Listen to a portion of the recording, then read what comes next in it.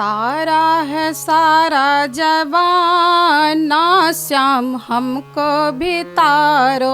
तारा है सारा जवाना श्याम हमको भी तारो। हमको भी तारो गुरु हमको भी तारो। हमको भी तारो गुरु हमको भी तारो। तारा है सारा जवाना गुरु हमको भी तारो।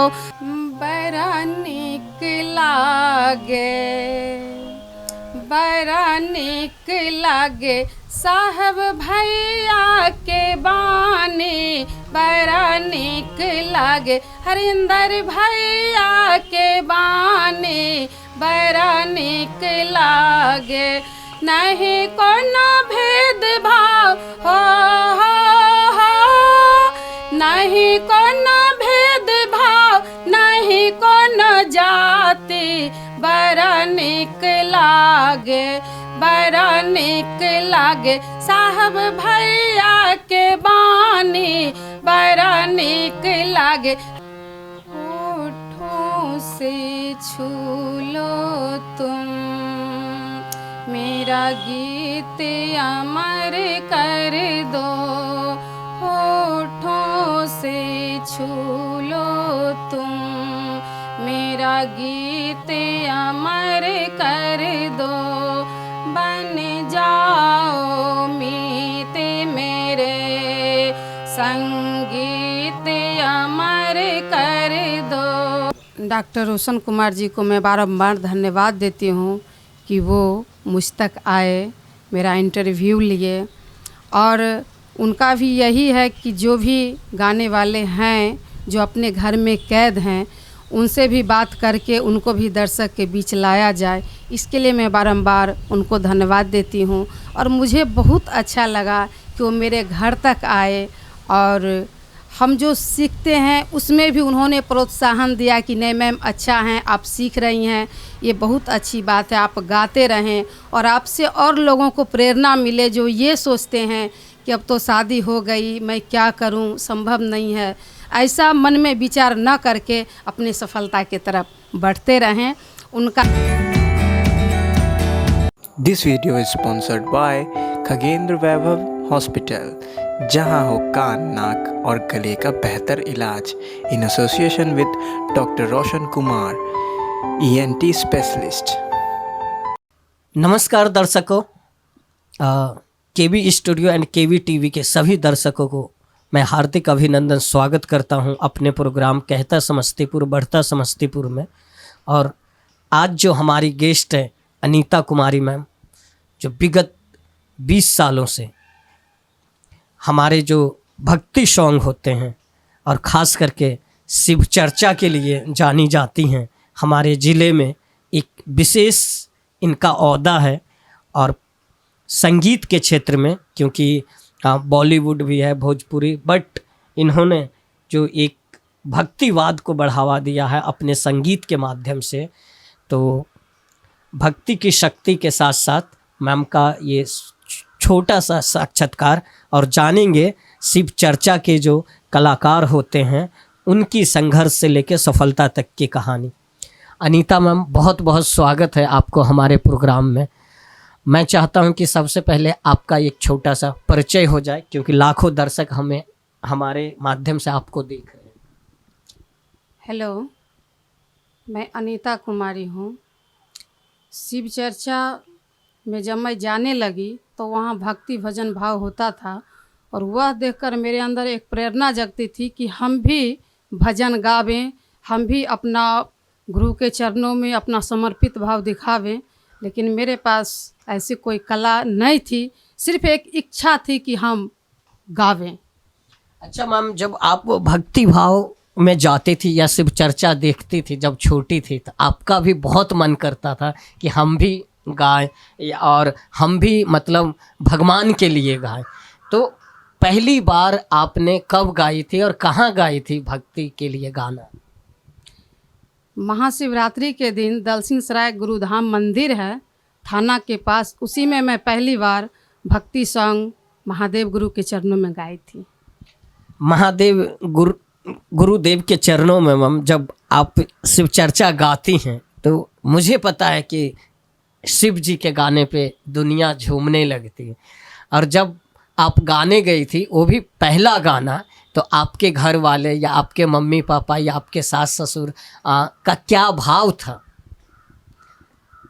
मम्मी पापा तो थे नहीं, लेकिन मेरे हस्बैंड बहुत खुश हुए थे और बोले थे कि आज मेरा सपना साकार हो गया कि आप एक भक्ति सॉन्ग महादेव के चरणों में गाएं। बहुत अच्छा। तो मैं भी सभी पतिदेव से अनुरोध करता हूँ कि आपकी भी पत्नियां में अगर जो गुण है, चाहे कोई भी कला हो, कला की कोई आयाम नहीं होती है, बस ज़रूरत है कि उसे समझने के। और हम सल्यूट करते हैं मैम के हस्बैंड को जी, इनकी फीलिंग को समझें और आज वो सहयोग कर रहे हैं इनको, क्योंकि इनमें जो एक हुनर है, एक संगीत कला है, और वो भी भक्तिवादी। क्योंकि सॉन्ग बहुत लोग गाते हैं लेकिन शिव चर्चा के लिए गाना बहुत कम लोग हैं, बहुत कम लोग हैं। और हमारे दलसिंह सराय के लिए सौभाग्य की बात है जो मैम दलसिंह सराय से हैं। और मैम मैं चाहता हूँ और कहाँ कहाँ अब शिव चर्चा में गई? शिव चर्चा में मैं बहुत जगहों पे गई हूँ, समस्तीपुर वगैरह वगैरह, बंगाल और सारा बहुत जगह गई हूँ जहाँ मुझे याद भी नहीं है। बेगूसराय, देवघर, बहुत जगह पे मैं गई हूँ। तो मैम समस्तीपुर से जाना और बंगाल यहाँ से लगभग 700-800 किलोमीटर दूर है। जब वहाँ जाती हैं तो हस्बैंड भी आपके साथ जाते हैं? जी हाँ, हस्बैंड भी मेरे साथ जाते हैं। मैं कटिहार भी गई थी, वहाँ भी जब मैं भजन गाई थी तो लोगों को बहुत अच्छा लगा था और हमको बहुत सारे इनाम भी मिले हैं। तो दर्शक देख सकते हैं जो इनके हस्बैंड के सहयोग से आज मैम जो है हमारे पूरे बिहार में नहीं देश में भी नाम रोशन कर रही हैं। और यही सबसे अच्छा एग्जाम्पल है हमारे भारत की बेटियों के लिए, जो बेटी समझते हैं कि शादी के बाद तो ज़िंदगी बदल जाती है, तो ऐसा नहीं है। अगर आप में कुछ कर गुजरने की जज्बा है, आप अगर खुद से जंग लड़ सकती हैं, तो आपको मदद करने के लिए सारी कायनात सामने आ जाती हैं। तो मैम मैं ये जानना चाहता हूँ, जब आप जैसे पहली बार बंगाल गई थी और वहाँ कैसे बुलावा किस तरीके से आते हैं आपको? आपके यूट्यूब वगैरह चैनल भी है? नहीं, ऐसी कोई चैनल मेरी नहीं है। यहाँ के रिश्तेदार वहाँ थे और वहाँ शिवगुरु चर्चा रखे थे तो हम लोगों को बुलाए थे। अच्छा मैम, जब ये हारमोनियम कब ली थी आप? 2015 में। 2015 और आज 2022 है, 7 साल से। तो मैं चाहता हूँ मैम जो पहला गाना शिव चर्चा में आप गाई थी वो गाना हमारे दर्शकों को सुना दीजिए, क्योंकि दर्शक बेसब्री से इंतज़ार कर रहे हैं कि आपके मुख से एक भजन हो जाए। तारा है सारा जवाना, गुरु हमको भी तारो। आज मैं आप लोगों को उसका कुछ लाइन सुना रही हूँ। तारा है सारा जवाना, श्याम हमको भी तारो। तारा है सारा जवाना, श्याम हमको भी तारो। हमको भी तारो गुरु, हमको भी तारो। हमको भी तारो गुरु, हमको भी तारो। तारा है सारा जवाना, गुरु हमको भी तारो। तारा है सारा जवाना, गुरु हमको भी तारो। हमने सुना है गुरु देवों को तारा। हमने सुना है गुरु देवों को तारा। देवों को तारा गुरु, देवों को तारा। देवों को तारा गुरु, देवों को तारा। अमृत का करके वहाँ ना गुरु हमको भी तारो, अमृत का करके वहाँ ना गुरु हमको भी तारो, तारा है सारा जमाना गुरु हमको भी तारो, तारा है सारा जमाना गुरु हमको भी तारो।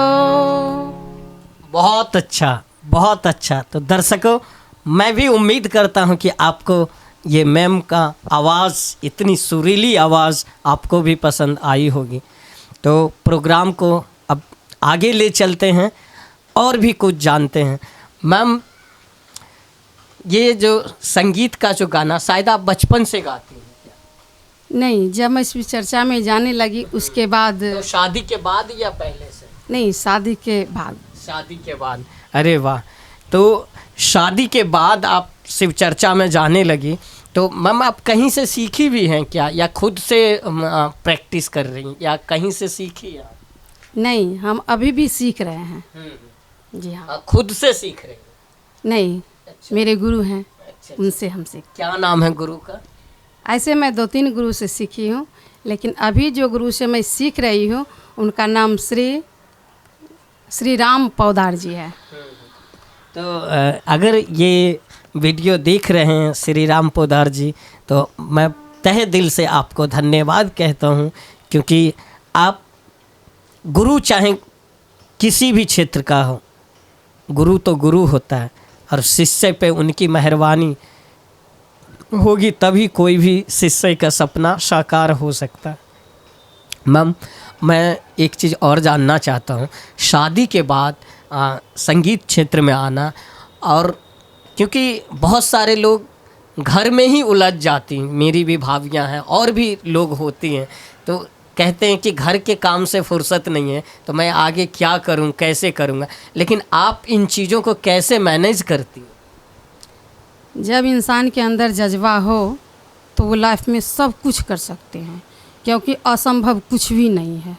हम सारे चीज़ को बहुत अच्छे ढंग से डील करते हैं, जैसे कि गायन हुआ, नृत्य हुआ, ये सब में हमको बाल्यकाल से, बचपन से बहुत लगाव है।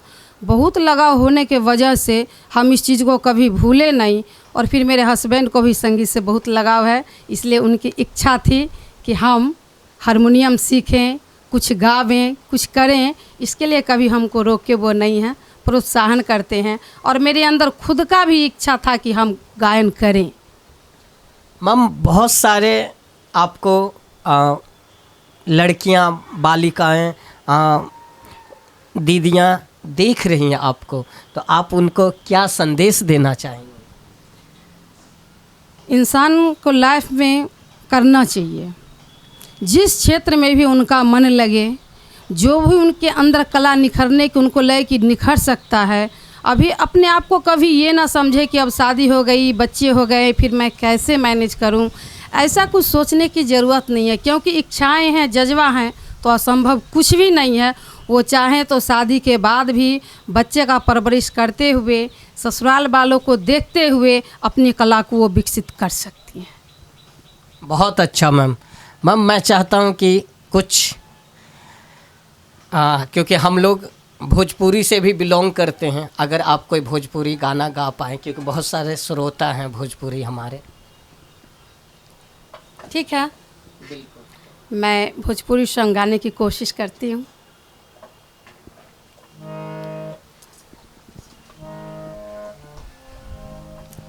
एक सॉन्ग है भोजपुरी, देशभक्ति पे आधारित है, जो मैं गुरु के लिए गाती हूँ, वही उसी का 2-3 लाइन मैं सुना रही हूँ।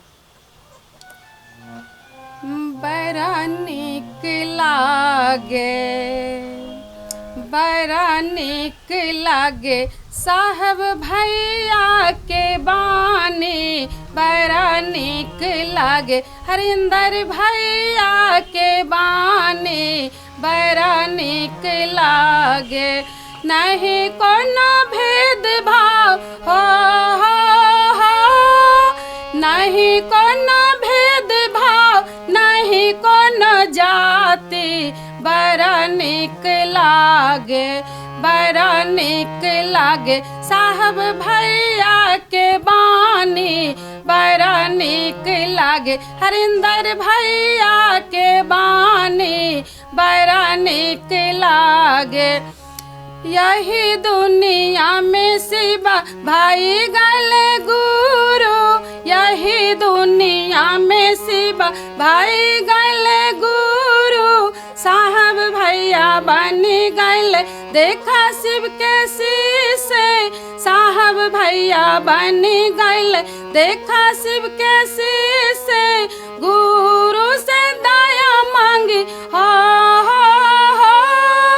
गुरु से दया मांगी मन के झुकाई, बड़ा निक लागे, बड़ा निक लागे साहब भैया के बानी, बड़ा निक लागे हरिंदर भैया के बानी, बड़ा निक लागे।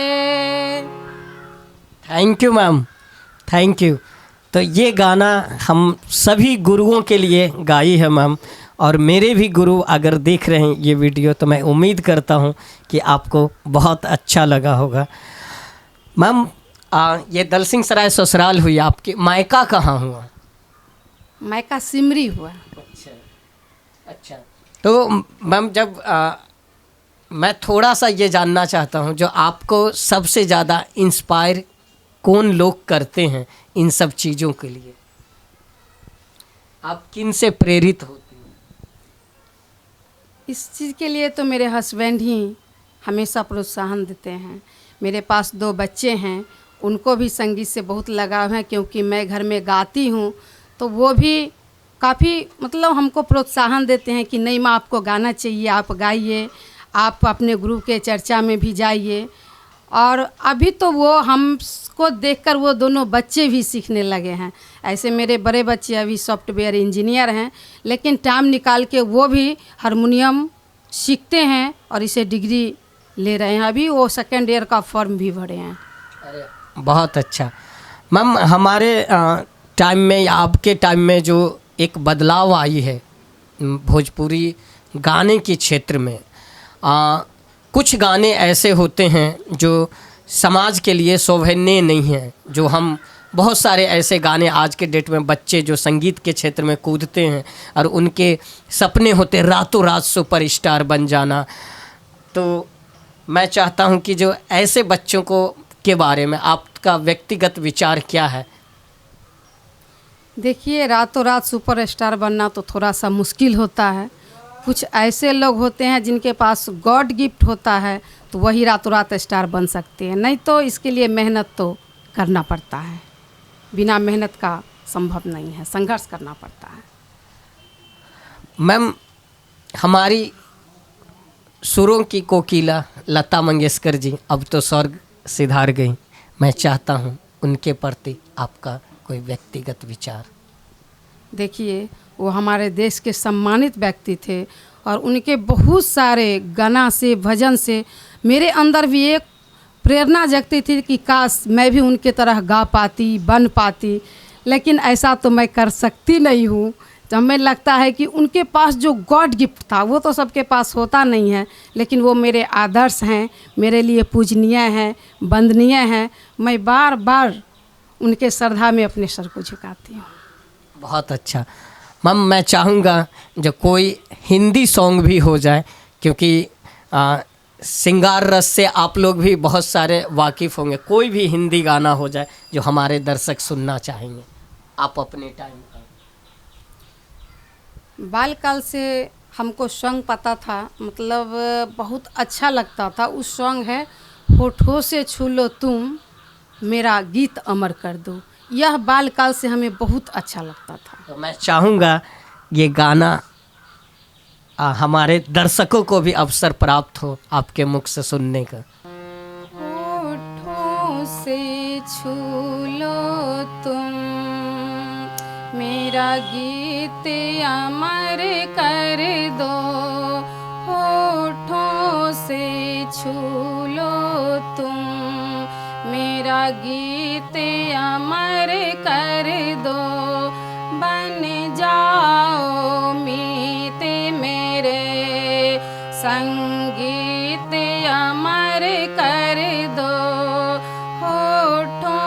से छू लो तुम, मेरा गीत अमर कर दो। ना उम्र की सीमा हो, ना जन्म का हो बंधन, ना उम्र की सीमा हो, ना जन्म का हो बंधन। जब प्यार करे कोई तो देखे केवल मन, जब प्यार करे कोई तो देखे केवल मन। नई रीत चला कर तुम, ये रीत अमर कर दो।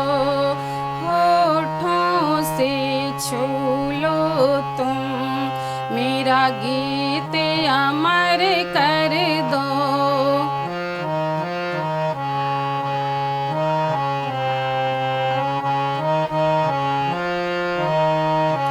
आकाश का सूनापन मेरे तन्हा मन में, आकाश का सूनापन मेरे तन्हा मन में। पायल छनकाती तुम, आ जाओ जीवन में। सांसें देकर अपने संगीत अमर कर दो, सांसें देकर अपने संगीत अमर कर दो। होठों से छू लो तुम, मेरा गीत अमर कर दो।